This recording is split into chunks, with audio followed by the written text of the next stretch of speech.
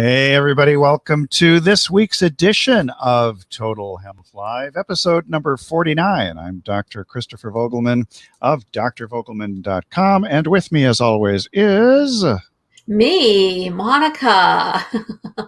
Monika from Coaching for Health. I am a clinical nutritionist and a holistic health practitioner. And hopefully this is the place to be if you want some health advice and wellness advice. And we are here for you every week. You. So what's the difference between wellness and health? What is the difference? Everyone says it's the same thing, but it's not really. It's close. They're close cousins, and sometimes they're used interchangeably. Are they kissing cousins? I think they should be, don't you think? Rather than the way our system, our health system is focused more on disease. It's a disease. It's a DMS, a disease management system. These aren't the DMs that are blowing up in my Instagram. No, they're blowing up. Are they, Christopher? You're a busy guy. My DMs are blowing up. I think I blame it all on Clubhouse. Clubhouse, so that'll do it. I have yet to have the time to come on over. House, but we're going to talk about some COVID news. And are we? Yes, we are, aren't we? Yes, in fact, my husband is getting a vaccine right as we speak. So hopefully, how does he feel about this idea? He's having it administered in his dialysis unit, so they can watch him for the first 15 minutes if there's some sort of allergic response. So I'm kind of not looking forward to any kind of repercussions. Apparently, one of the biggest is the site of the needle, where it can be quite painful and inflamed. Yeah. So and I don't Anyway, hopefully all will go well, and then he'll get his second shot in 28 days. His Moderna. Right. This is Moderna. Oh, this is Moderna. So it's not as cold going or storage. I guess that's what it is. But they finally got their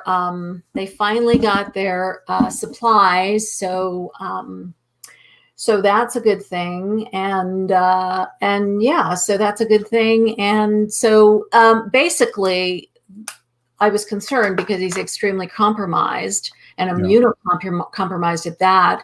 But all his physicians seem to think that getting COVID would be worse for him than not getting the vaccine. So we have to weigh, and I hope that's the case. But I've even seen that with Dr. Amen and his wife, registered nurse Tara. They caught a lot of flack for doing the vaccine, but Dr. Amen's opinion was that the neurological compromise to the brain was totally worth the risk of getting the vaccine. So, and you know what? That is for normal people. That is the case, and of course, everyone has choices. But when you're dealing with someone who's very, very sick, there are a lot of questions. Even though it's the best thing for them, possibly.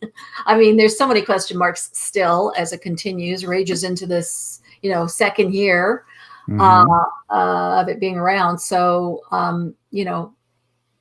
anyway, so that's always a huge consideration is, the health of the actual person getting the vaccine. Yeah. So this is the Moderna one. The Moderna one. So, yeah. So a lot of, and in fact, there's a lot of frontline workers who are refusing to take the vaccine for one reason or another. And many people are still confused. I had a lengthy conversation with a medical social worker who works at a hospital yesterday, and she actually runs a support group for people that are taking care of their spouses who are sick.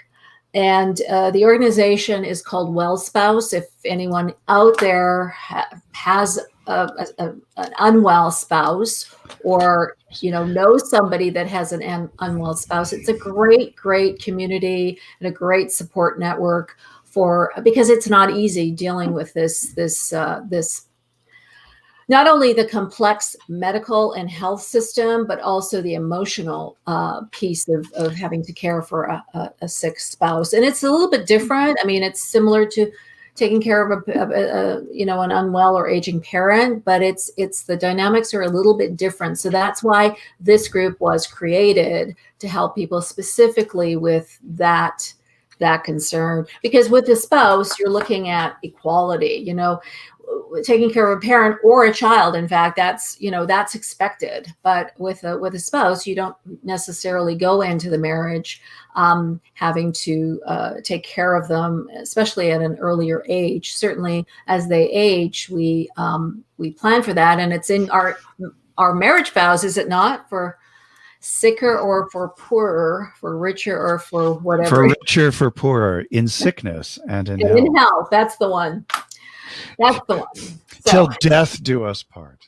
Till death do us part. So anyway, there's a lot of concern still about the vaccine. And of course, the essential workers are not only healthcare workers, but people who are in the front lines in the stores and, well, I guess food delivery and, anything where you're dealing with people. Double masking. Have you heard of double masking as well? Yep. Double mask. Glad you asked. Double masking. So makes it more effective. So this Moderna one is there tends to be an issue more with the second dose of some side effects. One of our physical therapist, he had the second dose the other day, and he could not come in because he was feeling very achy and achy mostly. But it's supposed to be only 24 hours. A lake is all it will take. And there's also, when you look at different, I was going to share this with you here in terms of different vaccines, the World Health Organization was talking about the Oxford vaccine, which was done by AstraZeneca. And yeah, that's the AstraZeneca, isn't it? That's the AstraZeneca. This is the AstraZeneca one. Yeah. And this is the one that in fact, even if apparently is effective against the variants, the South African and the UK one, which is very interesting. It was the early data, as it says here, showing South Africa was minimal, but that was, minimal protection. But then they talked about it, that it was plausible the vaccine could still prevent severe disease, which I thought was kind of interesting, actually. Yeah, the AstraZeneca one is the one that was more controversial. There was one of the patients in this wellness group, this well spouse group, her husband had he was paralyzed after the first dose, and then he got better, and then had the same symptom right after the second dose as well. And it was the AstraZeneca one. So it's a little more controversial, that particular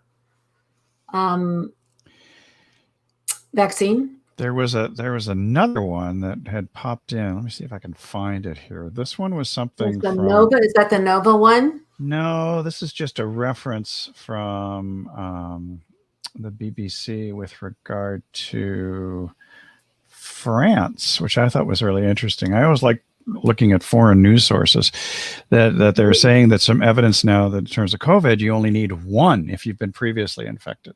That's very interesting in terms of saving doses amongst the people. They're saying just one vaccine jab. Yeah, it depends on who the manufacturer is. I think the Johnson & Johnson one was only one dose, and the Moderna one is no, but this is one actually that they're talking about, the Moderna as well as the Pfizer. Oh, they're kind of perfecting because if you've already had an infection, that's the issue. I see. Yeah. Is that a way for them to save on vaccines? I don't know. Maybe it's one way to save on it if you have production issues or distribution issues. I mean, my concern at this point is, even though you're looking at shortages in the U.S. and if indeed it's effective, make sure you have enough in the population. But here's the thing: it's a worldwide, so it's pandemic, which means that you really do have to have vaccine distribution to the entire world population, or at least anybody who might be traveling from one place to another, because you could have outbreaks again and again. So there are different it's in process, all this production, manufacturing, development, results, data, is definitely in process as we speak. Again, the fragility of the actual person getting the vaccine needs to be considered, and certainly work with your team, your health professionals, and you have to make the best decision for yourself.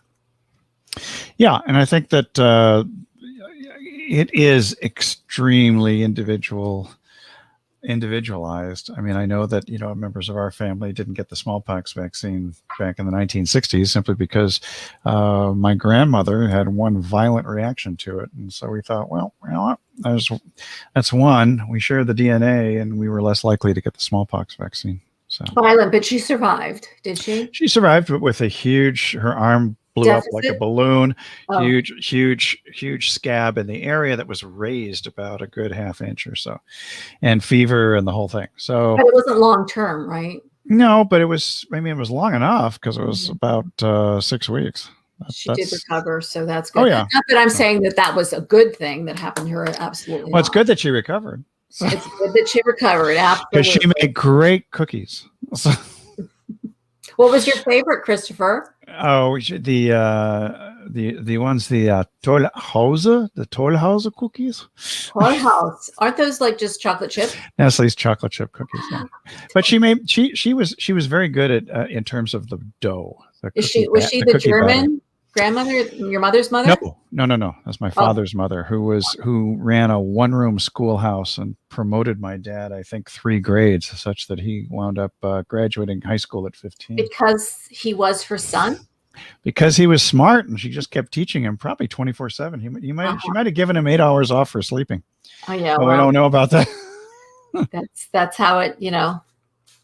I was looking for Coaching for Health to see who is there right now.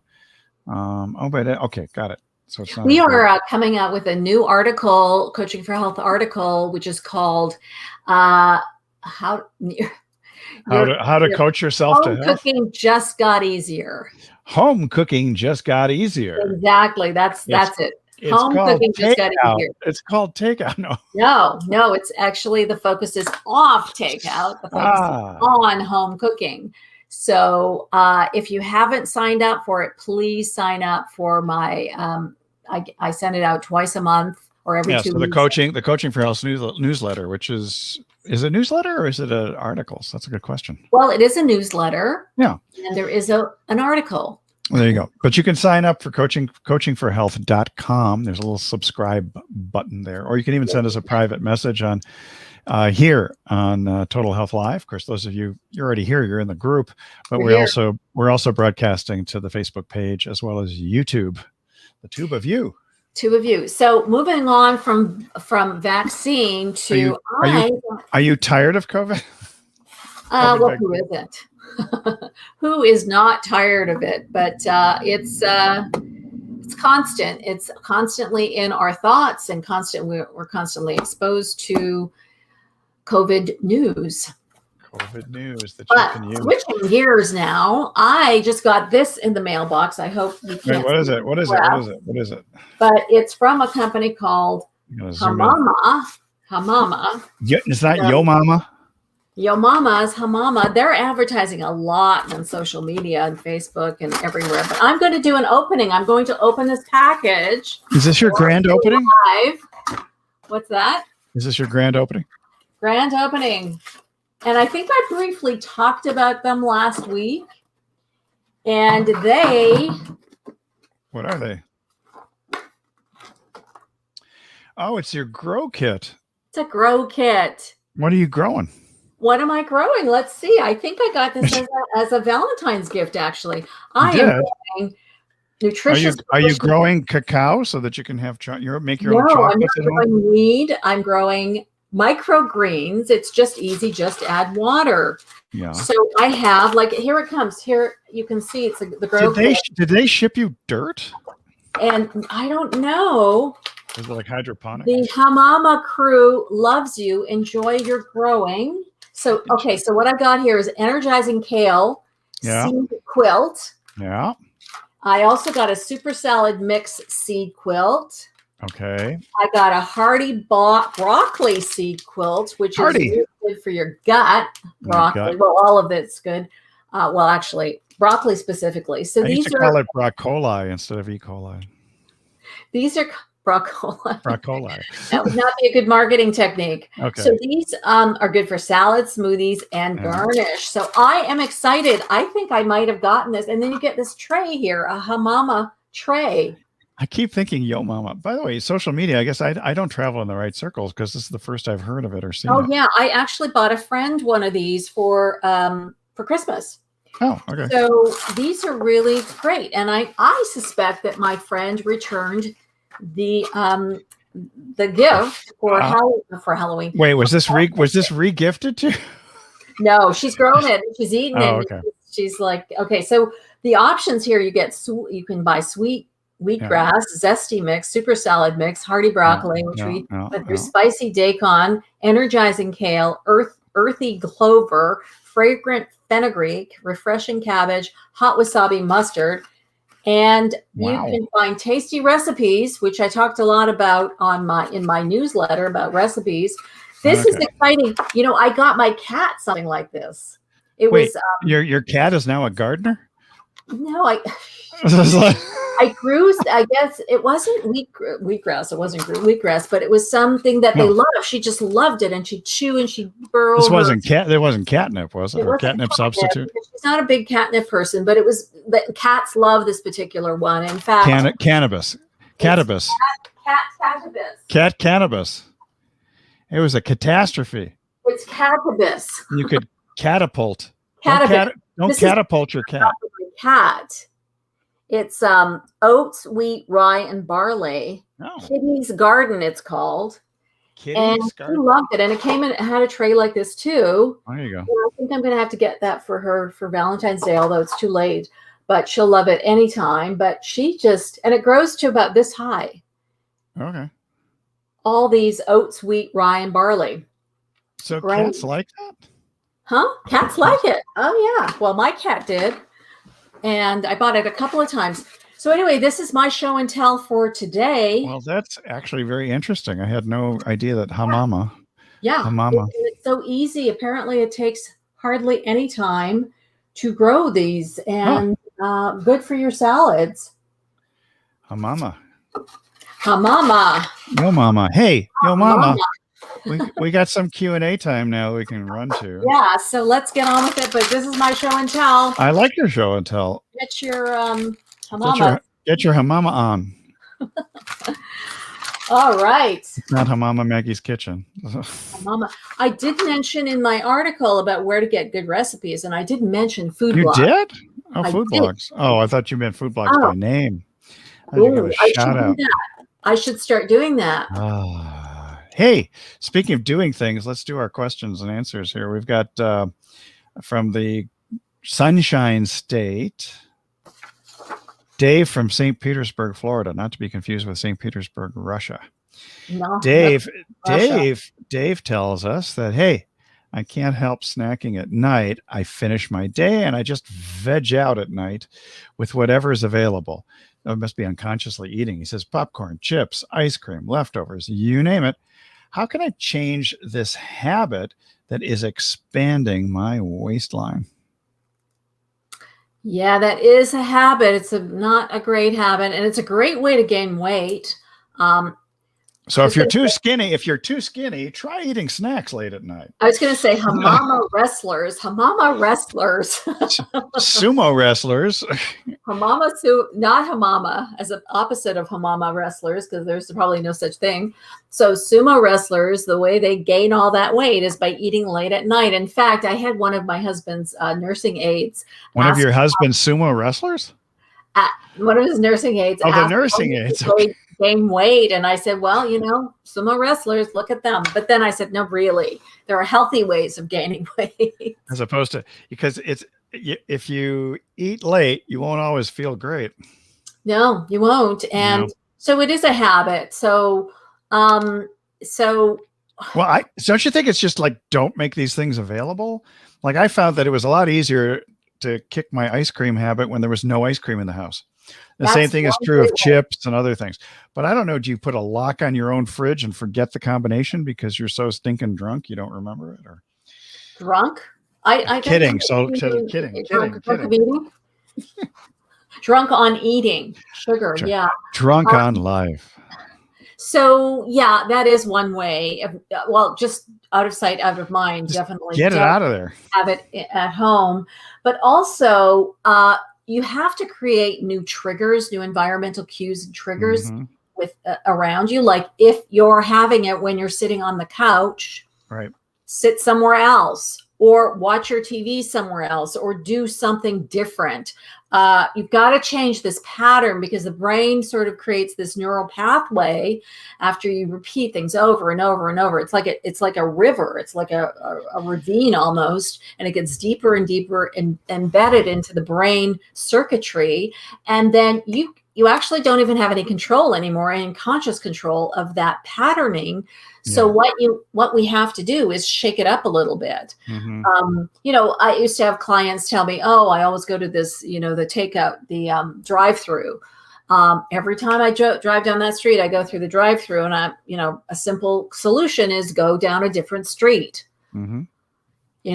Just you have to change your environment. You have to, because subconsciously you're already triggered to these cues." And making that sort of an interrupt, it helps you to eliminate this idea that you're going to go with your subconscious flow and just be on autopilot. Yeah, exactly. I mean, there are things you want to do on autopilot that are brush your teeth, the brushing of the teeth, the washing of the face. Those are things you want to do. I sound like the washing of the face. Isn't it Borat who talks like that? Yes. Maybe, yeah. And many others, I'm sure. But anyway, so yes, you want to do an interrupt. Yeah, create something different. But I still think that not having it in the house is very helpful. The other one is just you make it a habit to just eat sufficiently during the day so that you're not hungry at night.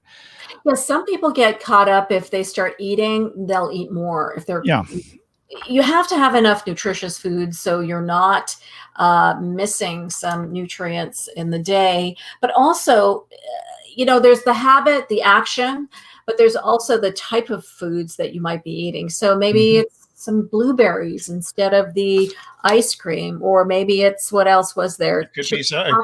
The chips. I would say you could go with kale chips, or you could go with. You don't really say what kind of chips that was there.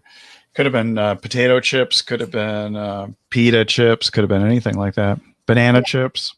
It may just be the action. It may be the quantity. It may just, or the crunch. And that's why I used to like to recommend. Yeah, because we had people who were losing weight in my clinic back in DC, and that was one of the things. They were just looking for mouth feel, and we had them on with kale chips, and they loved them.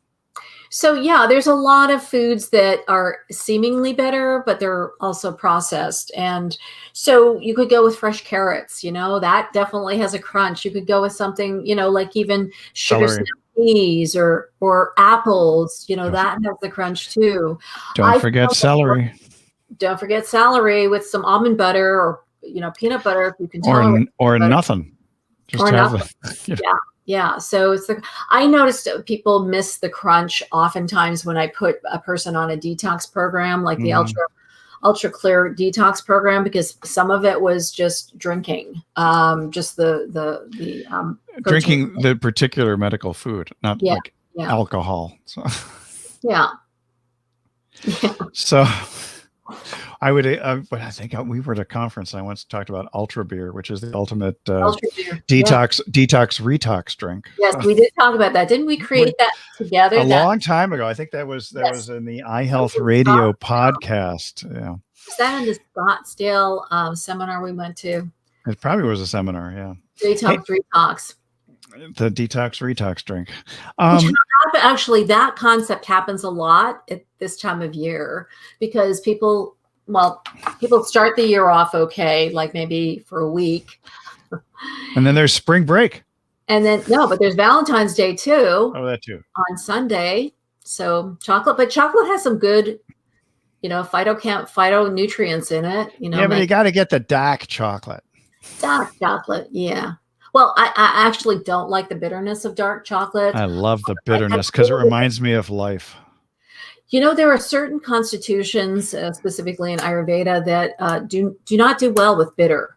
Do not do well with some of the other tastes, which, just as a review, the 5 tastes that you want in your meal, in every meal actually: astringent, bitter, sour, salty, sweet, and pungent.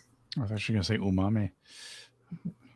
No, it's not included in the Ayurvedic. Ayurvedic. Okay. Yeah. So anyway, so back to, pattern interrupt is what we want, and find substitutions as well. So hopefully that's going to help you in your search for better health in St. Petersburg. So Christina from our neck of the woods, Huntington Beach here in California, asks, I love going to bed before 10 p.m., but my husband is a night owl. To keep connected, I often stay up later than I like. How can we sync our clocks and get on the same schedule?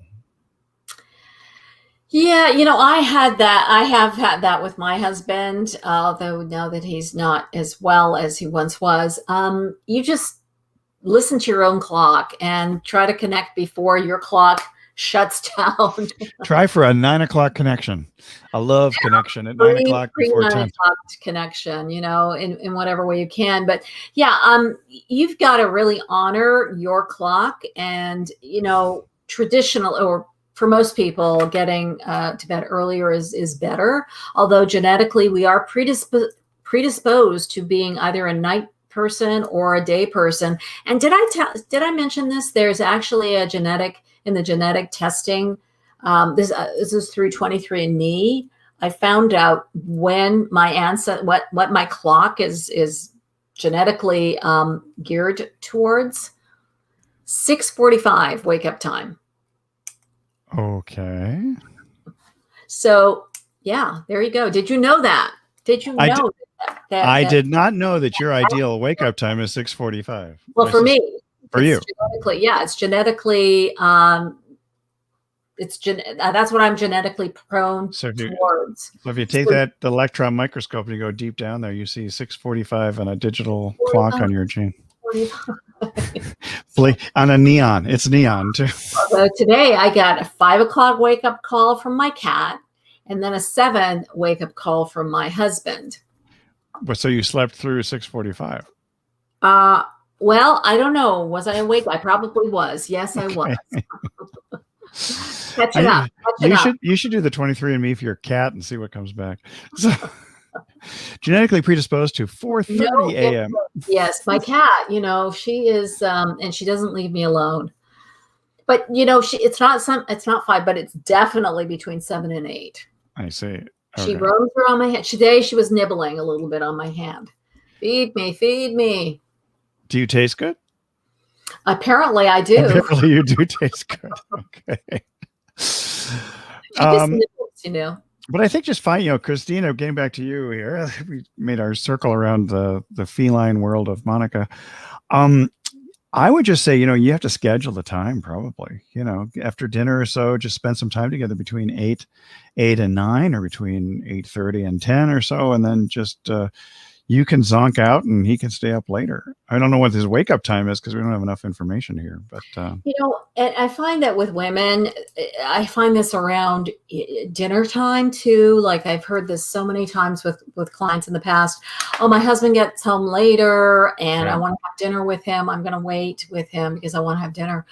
Well, and they wind up eating twice sometimes, or more than, and that's not good, or later, a lot later than they want to, or that is healthy. So I would just pay attention to what works for you and sort of protect that and work around it or before it, So that's what I would recommend to you, Christina. Christina, hopefully that's helpful in Huntington Beach. If you need more info or more suggestions, just drop a comment in here under the video or send a direct message at Coaching for Health or here in, well, actually Total Health Live. You already have to be a member to be inside. So, and communication is important too. I don't know if your husband wants you to stay up later, but or is your husband a DJ and he's doing a rave? There are no raves happening right now. Oh, maybe it's an at-home rave. Maybe that's why he's still a night owl, because he was busy DJing. Maybe he's just a night owl. You're a night owl, aren't you, Christopher? I'm going to say ambidextrous, ambidiurnal. I can go either way. I'm naturally a night owl, but I have gone through long periods, like years, of being up every day before 6 o'clock. And feeling fine about it and going to bed early. So I can switch back and forth. But you do have some sleep issues sometimes, don't you? Yeah. And I just wake up at 2 or so, do some work and go back to sleep at 3.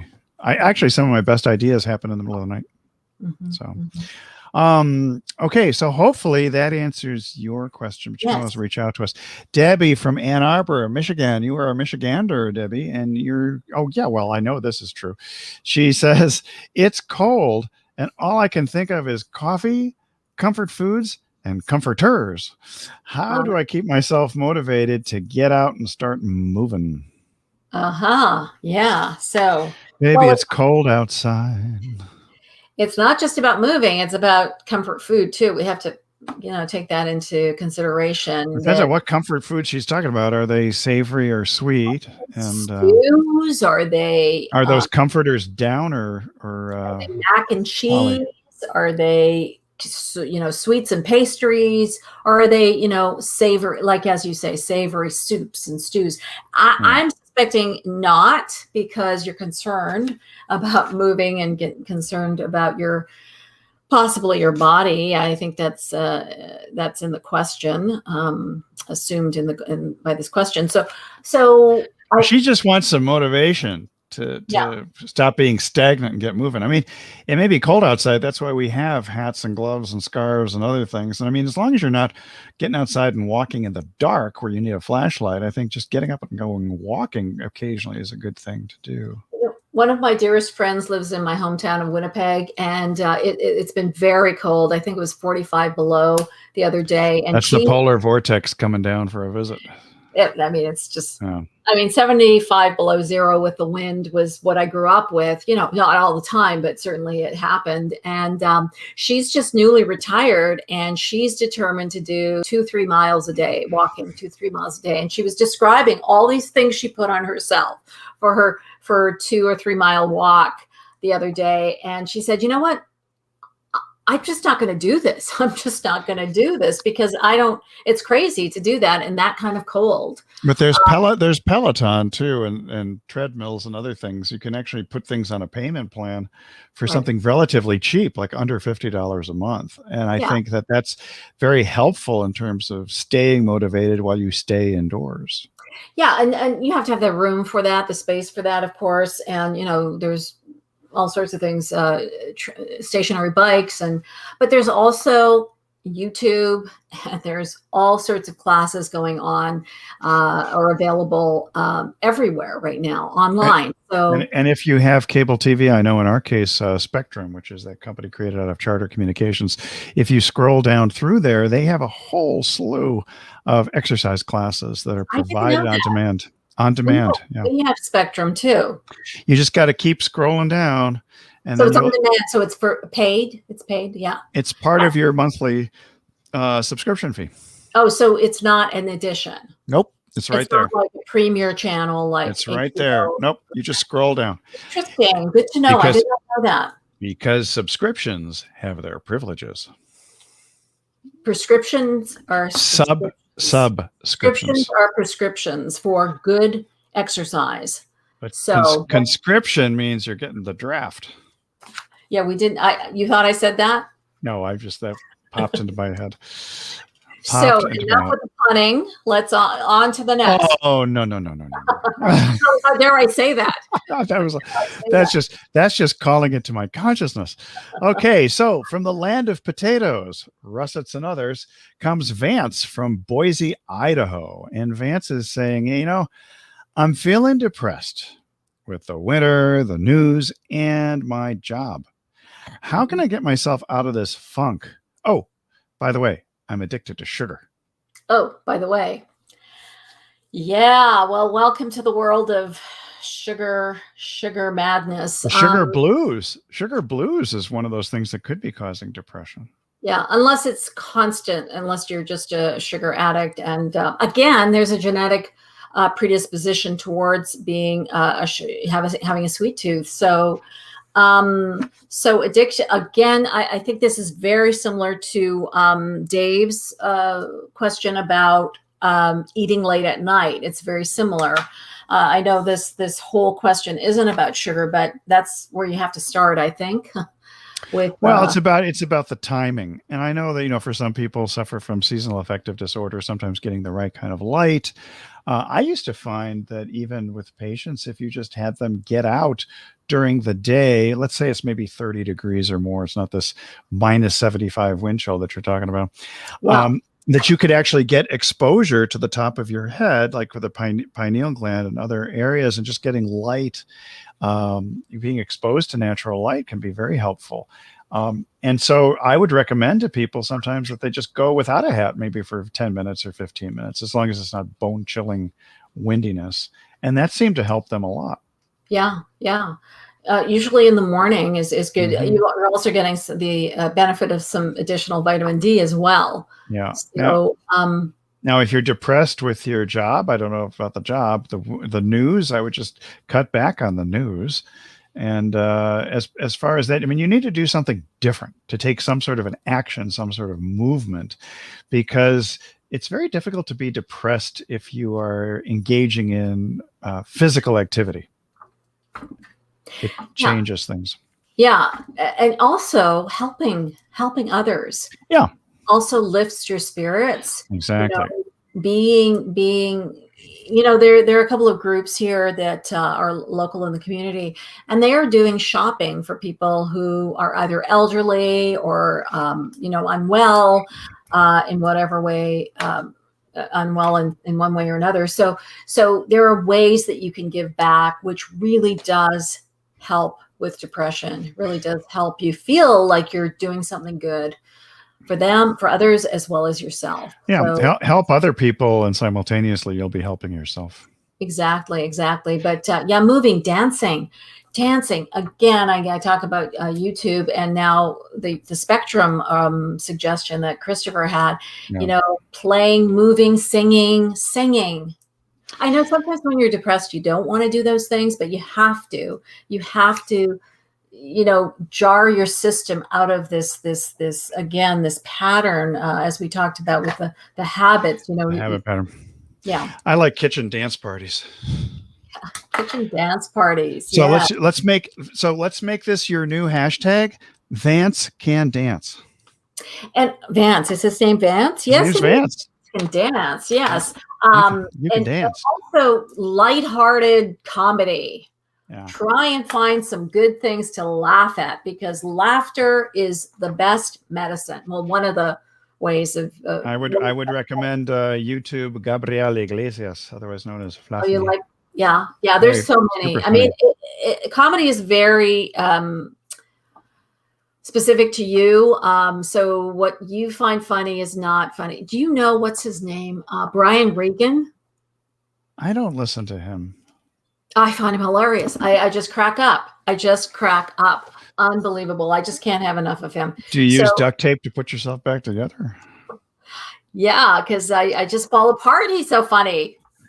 I fall to pieces. Connecting with people is also a good way of getting yourself out of the feeling of depression. With regards to your job, I'm a big fan of pros and cons lists, and this might not be easy, or at this point, maybe you're stuck in this job, maybe you feel a little trapped, but in any way you can feel less trapped in your life, the lighter, also the lighter you'll feel. But pros and cons lists are always good. Like, what do you like about your job? What are the goods? What are the bads? Sometimes you think it's really bad, and then you assess, and it's like, wow, there are a lot of really good things about this job. It could be worse. I could be ditch digging in Winnipeg in the middle of the winter. There wouldn't be any ditches, I don't think. They'd be frozen. Son of a ditch. Maybe snow shoveling. Oh, then. And that's not a bad job. There are worse jobs. Yeah. Yeah. So yeah, I would start, looking at the things, your life and your job specifically in this way. Get the sugar out of the house and turn off the news. And also therapy is also helpful. And therapy is very available right now through telehealth venues, whether it's DoxyMe or FaceTime or whatever venue your practitioner uses. So speaking of practitioners and others, we have someone from the Commonwealth of Virginia, actually where I used to live, but in Richmond, Lydia from Richmond. Commonwealth country. Lydia from Richmond asks, well, she starts out by saying, she said, I had surgery in December. I'm still recovering, and I find it difficult to eat healthily. I don't have help and find that cooking healthy is hard to do right now. Any suggestions? Healthy takeout, delivery.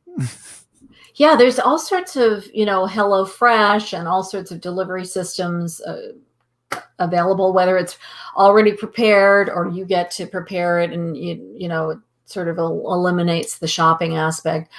Again, look inside it. Look into your community and start asking who might be able to help you. And a great way, I'm not guaranteeing that this would be the answer, but talk to the people that are helping you with physical therapy or occupational therapy, or the hospital, or where people who are involved in your surgery. They often are a great resource to give you some ideas about who's out there. And you may need to hire a home health agency for a period of time too, to help you out, as you're recovering. Yeah. And as Monika mentioned earlier, there are plenty of volunteers and communities out there helping people.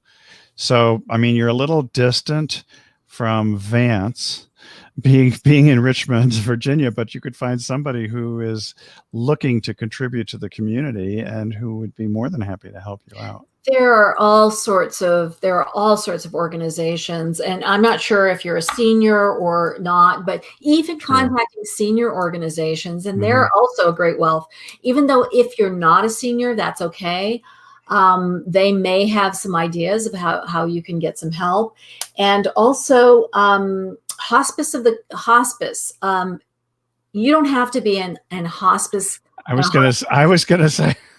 You don't have to be in a hospice situation to get volunteers to help. Again, they may not do it in your particular area, but they are very well connected. A lot of these community organizations are very well connected, and it's just one call, and then they'll give you more resources. It's quite amazing, and it takes a village to help.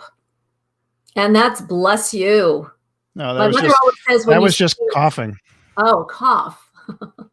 I've learned to find the mute button. I had too many windows open, and I had to search around for the mute button on this sucker. It was a muted cough. I did not hear it. Cough. There you go. It's a commuted sentence. It's a muted cough. Hey, so hopefully that helps, Lydia.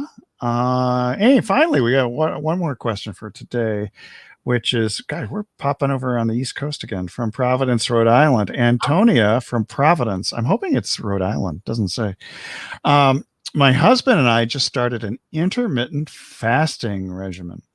Breakfast is normally my favorite meal, and I miss it, but it's not part of the program. My last meal is at 5 p.m. the previous night, and my first meal the next day is noon. What do you think? Is this too rigid, or is it okay? That's a long time. That's like 12, like 17 hours or so. Let's see, 5 to 5 is 5. And then Well, anyway, it's a long time. That's a I mean, long. I've done the 16-hour one, I can Yeah. tell you, which is my first meal in the day is at noon, and I'm finished eating by 8 p.m. And that's actually worked out fine for me. I mean, it really depends upon what your tolerance is for this, and if you have any blood sugar issues to begin with, because this might stress your system out a little bit. So, yeah, exactly. So these crazes, they come and they go, and then people do extremes, take extreme measures, and they think, well, a little is good, so a lot of fasting is probably going to be great, and that's not so at all. And so, don't listen to everybody else. I've heard people fasting for days, and it's just not good. It's just not good for you. So there's a normal fast, a normal daily fast. Now, Christopher, I have to ask you, do you have anything from when you wake up till noon? Like, are you drinking anything? I try to stay away from the alcohol first thing in the morning, but I actually That's would good. maybe have maybe a cup of coffee, but mostly water, just a lot of Okay. water, a lot of water with a cup of coffee, and I'm okay. I mean, people always say breakfast is the most important meal of the day. I actually think it's the noon meal is probably your most important meal, but that's an individualized thing. I It mean, is. It is. yeah, And so coffee, you're breaking your fast with coffee, especially if you're putting sugar, hopefully not, or nada, creamer. nada. So it does affect blood sugar though, caffeine does. Um, but yeah, I mean your biggest meal and most filling meal should be at noon. Again, that depends on you. I often have my breakfast like between 11 and 12. And then I'll have my lunch, between 2 and 3. And then my dinner usually is a little bit earlier. Sometimes I will have just two meals. Like I'll have the breakfast between 10 or noon, and then I'll have my dinner between 3 and 5. And doing that too might help Dave from St. Petersburg as well, getting into that kind of mindset where you're having that period. You do need to fast. Your organs need to rest. Your whole system does need to rest. Yeah, So so don't eat at 4 in the morning or 2 in the morning. yeah, and there's certain times in the sleep cycle where certain organs are doing their job, their most important job. So you don't want to interfere with that process. So I hope fasting isn't for everyone. Don't be extreme. Uh, I'd say, according to Victor Longo, who is an authority, he's the director of the Longevity Institute. He's a PhD director of the Longevity Institute at USC here in Los Angeles, and he's quite renowned as being an expert in longevity and fasting. And in fact, he created this fasting mimicking program. It's called Prolon, and it's a 5-day fasting mimicking. It's not necessarily fasting, but it mimics the fast. And it really addresses the systems that are being